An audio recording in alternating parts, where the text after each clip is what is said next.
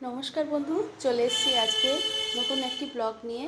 তো আজকে আমি দেখাচ্ছি, আজকে আমার এই রান্নার জায়গাটা ডিপ ক্লিন করা হয়েছে। চলুন দেখা যাক। প্রথমে বলি, আজকের এই দেওয়ালে টাইলস যা কিছু ছিল সমস্ত কিছু দেখুন পরিষ্কার লাগছে, তাই না? মাঝে মাঝে একটু ক্লিন না করলে ভালো লাগে না।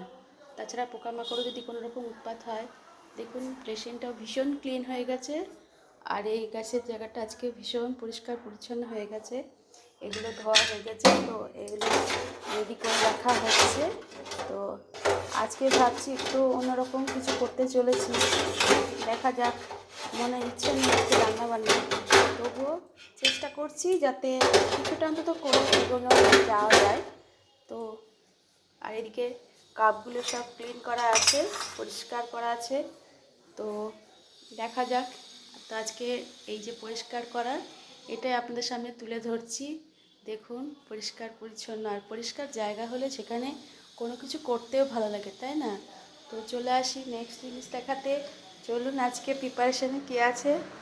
এই যে দুপুরে আজকে মোচা, পাশাপাশি একটু বাদাম দিয়ে বা ছোলা দিয়ে হবে, পাশাপাশি লাল শাক, সেটাতেও কিছু অ্যাড করা যেতে পারে, আইদার পোস্ত অথবা বাদাম। ঠিক আছে, একটু ভালো লাগে কাঁচা লঙ্কা বাদাম দিয়ে ভাজা করলে লাল শাকটা বেশ টেস্টি হয়। আর এখানে কিছু রুটি করতে হবে, যেহেতু টিফিনের ব্যাপার আছে। তো তো দুপুরে রুটি, একটু তরকারি, একটু কলা খাই।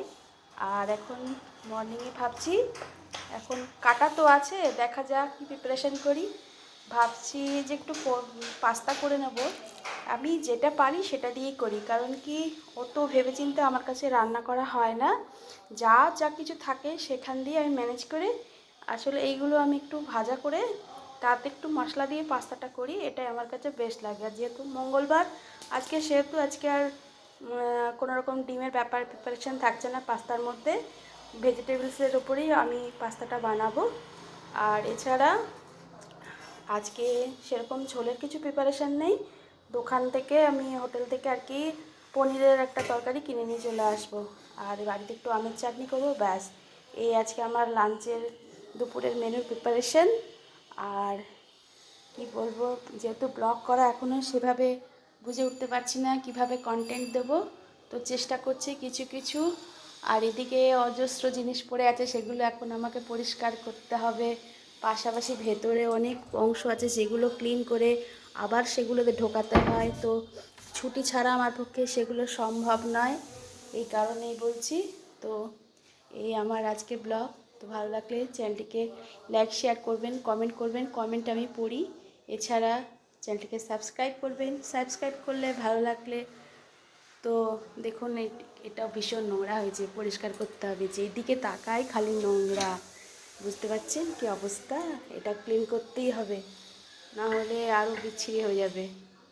তো চ্যানেলটিকে সাবস্ক্রাইব করবেন। দেখা হচ্ছে পরবর্তী ব্লগে। ভালো থাকবেন। নমস্কার।